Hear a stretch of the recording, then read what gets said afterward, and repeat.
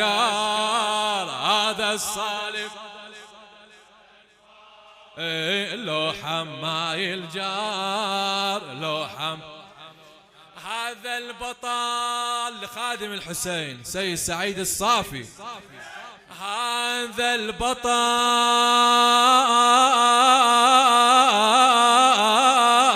قالوا ذهلنا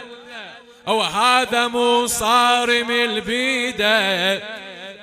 شنو بيده غضب من رب البريه ينذر بناره وعيده وقام للماضي يردنا الزمن طه والصمده ذكرنا بالصارب بدر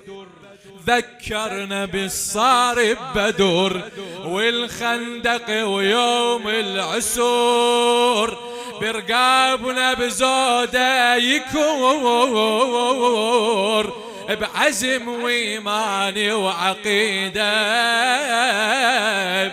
واحتارنا شلون نوصفه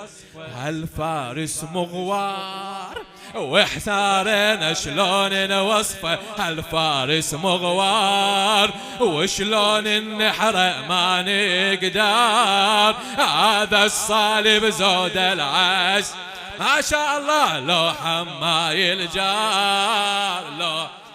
يلا إلك هذا لأكبر طبل الحومة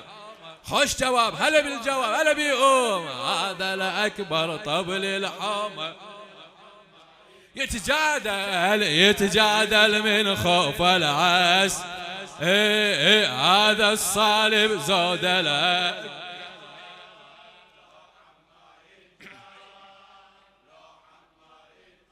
واحد يحشم الثاني واحد يحشم الثاني ياهو ليخلصنا منه شي خلص يا علي الأكبر واحد يحشم الثاني ياهو ليخلصنا منه ومن حسب بكر بن غانم هو الأقدر حسب ظنه ومن حسب بكر بن غانم هو الأقدر حسب ظنه وكان غلطان بحسابه والعلي الأكبر تعنى ايش سوى بعلي الأكبر وكان غلطان بحسابه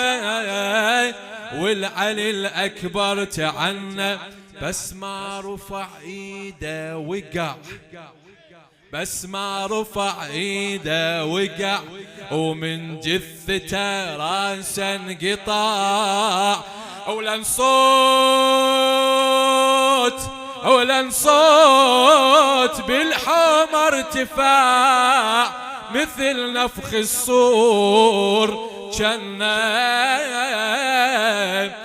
الصوت اللي هز الدنيا يذهل الأفكار